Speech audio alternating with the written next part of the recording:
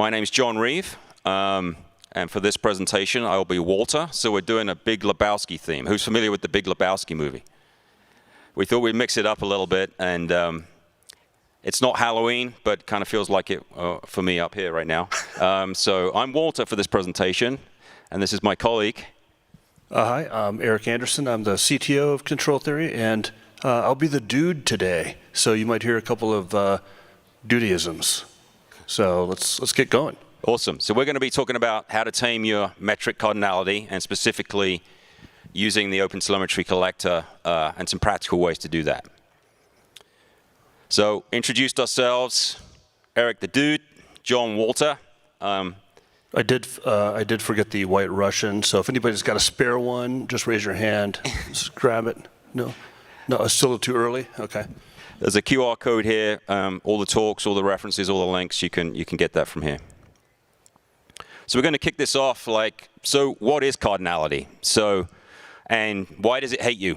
Or why do you care about it? So you can have cardinality on not just metrics, but on other signals, logs, and traces, and so forth. But in this context, low cardinality might be you got a metric, you have 10 time series for it, something like that. High cardinality might be arbitrary here, but maybe you got 100,000 or more time series. And I've got an example here where maybe you're tracking API latency as a metric or something like that, but you're putting a label on there and a value for every customer, maybe your tenant. You got a bunch of projects in that customer. In every customer, you got a bunch of user IDs, and just a little bit of simple math here, but 1,000 times 10 times 100, maybe you could have up to a million time series potential combinations just for that API latency metric, right? So typically the way many vendors charge for this is, at least in part, you pay for every single time series. So every combination of the latency, and again, those label values or what have you, going to pay to some extent. Custom metric, time series, whatever you want to call it, but it also introduces more noise, right, into our back end where we're looking at this stuff and trying to figure it out. What are some good examples of that, dude? Nice. That was good segue. So he mentioned, like a HTTP request or whatever, but if you really get into it, it could be something really simple like, API call parameters or something like that are variable, and each one of those may be detected as a new metric, a new series that you're going to pay for. So obviously, you want to do something about that. You want to maybe make them a little bit more generic or remove them in some cases. So, HTTP parameters, you could probably just remove most of the time for most observability needs. So on the bottom right there, you see some examples of like a metric and then some attributes that are commonly added to those metrics that, like a user ID or something really unique like a container ID, you just don't need to track that, and it doesn't need to be a new series every single time. That's just going to blow everything up. So let's go to the next thing here. So we had this rug, we had this beautiful dashboard. It tied the room together, and then we got hit in the face with 50,000 time series, right? So, as they say in the movie, over the line. So how are we going to solve this, dude? Well, we're going to use the OpenTelemetry Collector. It's got a lot of power, and it's actually going to really tie the room together, not that dashboard. Let's find out how. So a little bit about, I think we alluded to it already, but inside of OpenTelemetry, there's something called OTTL. Who's heard of OTTL? Quick show of hands. Okay, quite a few folks in the room. So OpenTelemetry Transformation Language, it's a domain-specific language supported inside the collector in many of the processes here. I read something recently. There's something called apparently OTTL Rage, where you're trying to figure out the right OTTL language to do what you want it to do. It can do various things from filtering your telemetry as it's going through the collector, enrich it, mask or redact stuff, think credit card numbers or PII. And it can modify stuff as well and do conditionals. But it can be pretty tricky to use sometimes, and we'll reference it later. But be careful trying to ask our AI friends to do OTTL on your behalf. It turns out ChatGPT does not understand OTTL very well. It is very good at making up junk. All right, so let's go through the dudes, 5 steps to taming your cardinality. Standardize and measure. You've heard a little bit about semantic conventions. We'll talk about that. Transforming telemetry, getting rid of it by filtering it, aggregating it so it's more useful. Maybe you just don't need huge, piles of logs. You just need just the essence of the logs. And then, of course, obviously testing and deploying those changes to your collectors. So let's talk about the first step. You can't manage what you can't measure. Let's really get an understanding of what our telemetry is today and where we want it to go. So we heard about this actually in the keynote about the semantic conventions. I went to a talk actually a couple of weeks ago. There's a gentleman talking about who moved their telemetry, their instrumentation to semantic conventions. And just by doing that step, they're able to cut the cost of their observability back end by 30%. So understanding what you have doesn't have to necessarily be OTTL conventions, any convention really, but OTTL certainly is a great place to start. It's expanding all the time into various technology domains. So again, no snowflakes, remove the duplication. There's also things like tagging, right? So we've seen some customers, for example, have a common framework around how they do tagging or labeling, because again, that can blow up our cardinality.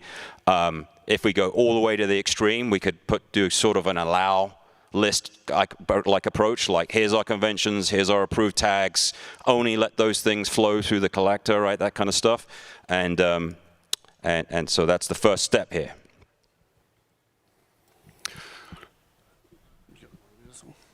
Yeah. Okay, so one of the handy processors that you should use is the transform processor. Obviously, what you'd want to do is update your actual app to conform to those conventions if you can. But if you can't, if you got a dev team or an app or whatever that's submitting them and you need to control them with the processor, that's what the transform processor is for. So there's a few examples here around basically matching, that API pattern that's got those unique values in there for the user ID and the list ID. Just swap those out with the generic things. So that way you can actually, build a dashboard on that simple thing, that one metric, versus having, a million series to build on. Dropping attributes that are maybe useless to you. There's probably a huge amount, so just delete them in the pipeline itself. That way they just never end up in your back end at all. And then consolidating a little bit, like something like your environment. You could do some complex matches and identify certain attributes and then set them to something that's more meaningful to you, in your dashboard. Okay, so next step on the 5 steps, the filter processor. Just like the nihilists in The Big Lebowski, let's get rid of our useless telemetry, whether that's empty telemetry, kind of vanity metrics, that kind of stuff.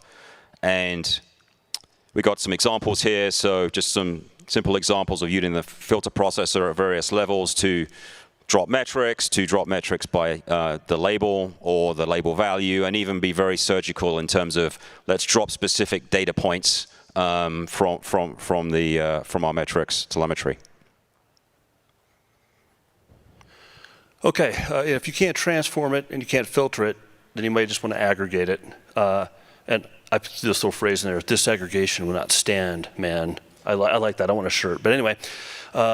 So if you don't need them, let's just say you're looking at logs or something like that, you may want to put them through some different processors to aggregate them and either emit them as a metric, which you could do in the OTTL collector. So you can take an input of logs and then actually emit metrics instead and do what you wish with the logs. But you could also consolidate things into like higher level metrics like, P95 or whatever you want to do.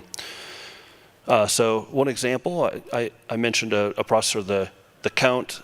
Excuse me, I think it's actually a count connector. But so basically, what you're going to want to do is you want to match on some attribute that's important to you.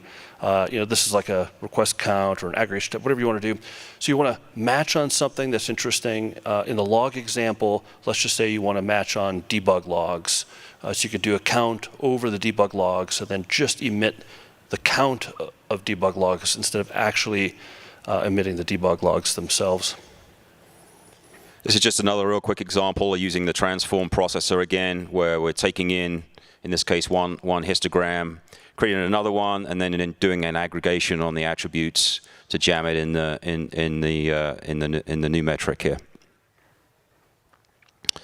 So finally, we did all that. We assessed it. We transformed it, we filtered it, we aggregated it. How do we test it and deploy it? So there's some useful tooling we'll give you here, so you can play around kind of before you hit your collector. Really nice tool. I don't know if we're going to have time to demo it, but a tool called OTTL.run, actually donated by Elastic, which is really good. Allows you to test some of these processors and transforms ahead of time. Hopefully avoid that OTTL rage, and again, be careful with AI. But then once you get your configurations and your processes, you want to test them in your collector. Synthetic telemetry can be very helpful. So things like OTTL Gen, telemetry gen, and then various other tooling, obviously in the contrib collector to help you export stuff, export samples of your telemetry, rehydrate it back in. Things like the tab processor to validate your inputs and outputs. Another great tool called OTTL bin to actually validate your configurations, and then obviously various ways to deploy that.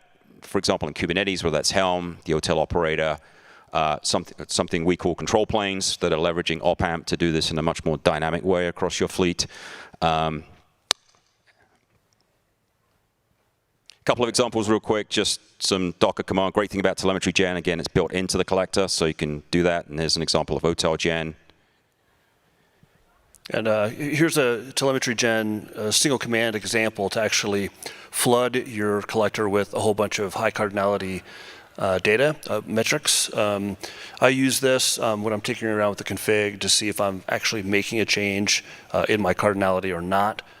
So this is like a little cheat sheet. You can play around with it however you want, and there's an infinite number of things you can do with it between metrics, logs, and traces too. So highly recommend downloading this and mess around with that command.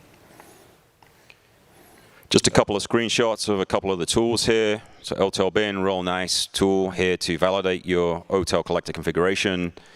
I'm probably not going to do a demo because I think I spoke too much. But OTTL run, really nice. Again, thing runs in your browser, can validate the transform processor, filter processor right now. Bunch of links to tie the room together. Again, you can download all of this from the QR code. I'll let the dude wrap it up. Okay, so yeah, so cardinality will blow up your bill. I think we all know that, and that's probably why you're here. But it also actually, high cardinality can actually cause resource consumption problems, either in the collectors or in your backend or whatever. So it may not just be a cost issue, it may be a performance issue. You might lose telemetry. So there's other side effects to that too, obviously. But you want to audit your telemetry. You want to look and see what that cardinality is, what those attributes are. Do this continuously. Drop them, filter them, aggregate, or transform them, and definitely, obviously, try and conform to semantic conventions. That will help you out far more than doing a lot of real labor. And then, obviously, test, repeat, and keep fine-tuning it.